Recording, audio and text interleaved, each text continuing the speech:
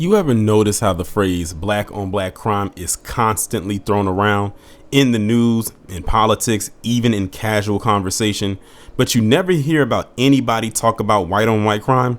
Let's be honest with ourselves. White people commit crimes against each other at staggering rates throughout history, but society never racializes their violence.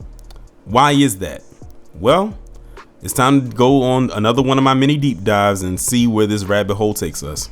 For centuries, white societies have been tearing each other apart. In Europe, the War of the Roses and the 30 Years' War left millions of white Europeans dead. And these weren't foreign invasions. These were white people killing other white people.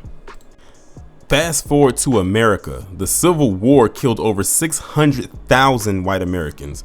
That was white on white violence on an unimaginable scale. Yet nobody labeled it as a white on white crime problem. Even on the frontier, you had bloody feuds like the Hatfields and McCoys. Again, another example of whites killing each other. The mafia, the Irish mob, the Jewish mob, all engage in organized killings of their own communities. That is another major example of white on white crime. And let's not forget the majority of America's most notorious serial killers have been white men. Ted Bundy, John Wayne Gacy, Jeffrey Dahmer, BTK, the list goes on, killing mostly white victims. But notice, no one ever blames white culture for producing serial killers. Today, the big examples are school shootings and mass shootings. Columbine, Sandy Hook, and countless others overwhelmingly carried out by white men, targeting mostly white victims. Then you got domestic terrorism. Timothy McVeigh bombing Oklahoma City and killing 168 people, mostly white. Again, no racial label applied. And let's not forget the opioid epidemic, or as I call it, the opioid plague. Meth labs, biker gangs, small town violence. That's white on white crime happening in rural America every single day. So why don't we hear the term white on white crime? Because when white people commit crimes, it is individualized. You will hear things such as he was disturbed or he was a lone wolf, and don't forget about the mental illness one. That's a popular one.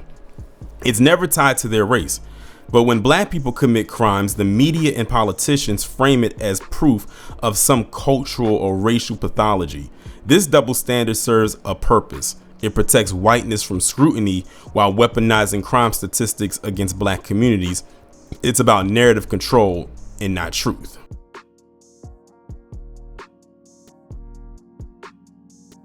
So the next time somebody throws out black on black crime as a talking point, remind them of this.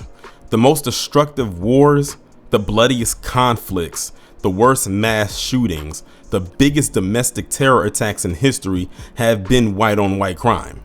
But because whiteness controls the narrative, it's never racialized. The real question isn't why black people commit crime. The real question is, why do white people refuse to call out their own? Y'all let me know what y'all think about this down in the comments, and I will talk to you in the next one.